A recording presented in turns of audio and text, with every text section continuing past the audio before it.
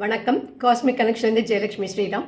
யோகங்களை பற்றிய ஒரு நிகழ்ச்சியை நாம் பார்த்து கொண்டிருக்கின்றோம். அந்த வகையிலே இன்று நாம் பார்க்க போகும் யோகம் தர்ம கர்மாதிபதி யோகம். இந்த யோகத்துக்கு அமைப்பு எப்படி இருக்கும் அப்படின்னு கேட்டால், 9ஆம் வீட்டு அதிபதி மற்றும் 10ஆம் வீட்டு அதிபதி, அதாவது 9ஆம் வீட்டு அதிபதி என்பவன் தர்மம், 10ஆம் வீட்டு அதிபதி என்பவன் கர்மம். இவர்கள் இரண்டும் இணைந்து இருப்பதுதான் தர்ம கர்மாதிபதி யோகம். இந்த யோகத்தின் மூலமாக உங்களுக்கு என்னென்ன பலன்கள் கிடைக்கும் அப்படின்னு பார்த்தா, வாழ்க்கையில் பெரிய வளர்ச்சி, நல்ல பெயர், புகழ், நல்ல தொழில் வளம் ஆகியவை கிடைக்கும். அடுத்த யோகம் விபரீத ராஜயோகம். இந்த விபரீத ராஜயோகத்தோட அமைப்பு எப்படி இருக்கும் அப்படின்னு பார்த்தீங்கன்னா, 6, 8, 12ஆம் வீடுகளின் அதிபதிகள் தங்களுக்குள் சேர்ந்து அல்லது 6, 8 அல்லது 12ஆம் வீட்டில் இருப்பது.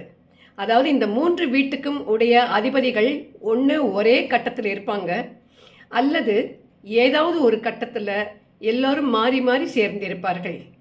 இதன் பலன்கள் திடீர் திருப்பங்கள், கஷ்டங்களுக்கு பிறகு பெரிய வெற்றி ஆகியவை நமக்கு கிடைக்கும். அதாவது ஒரு விபரீதம் நடக்கும் போல இருந்தாலும் ஒரு ராஜயோகம் வந்து அதை உங்களுக்கு சாதகமாக திருப்பிவிடும். பொருளாதார உயர்வை கொடுக்கும், இது அதிகார பதவியை கொடுக்கும்.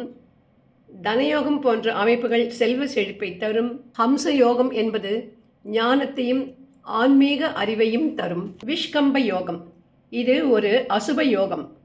இந்த யோகத்தில் பார்த்தீங்கன்னா, இதில் பிறந்தவர்கள் எதிரியை வெற்றி கொள்வார்கள். உடல் உறவில் அதிக நாட்டம் உள்ளவர்களாக இருப்பார்கள். இவர்களுக்கு பின்னாலே நடக்கப் போகும் விஷயங்களை முன்கூட்டியே அறிந்து கொள்ளும் ஒரு தீர்க்க தரிசனம் இருக்கும். இவர்கள் மாந்திரீக விஷயங்களிலே அதிக நாட்டம் உள்ளவர்களாக இருப்பார்கள். எவருக்கும் கட்டுப்படாதவர்கள், சுதந்திர மனப்பான்மை உடையவர்கள், தன்னிச்சையாக செயல்படுபவர்கள், யாரிடமும் எளிதில் ஏமாற மாட்டார்கள். அடுத்த யோகம் பிரீத்தி யோகம். இது ஒரு சுபமான யோகம். இதில் பிறப்பவர்கள் இனிய சொல் பேசுபவர்களாக இருப்பார்கள், நல்ல செயல்களை செய்பவர்களாக இருப்பார்கள். பெரியோர், ஞானிகள், மகா ஞானிகள், குரு ஆகியோரை மதிப்பவர்களாக இருப்பார்கள். அவர்களை வணங்குபவர்களாக இருப்பார்கள்.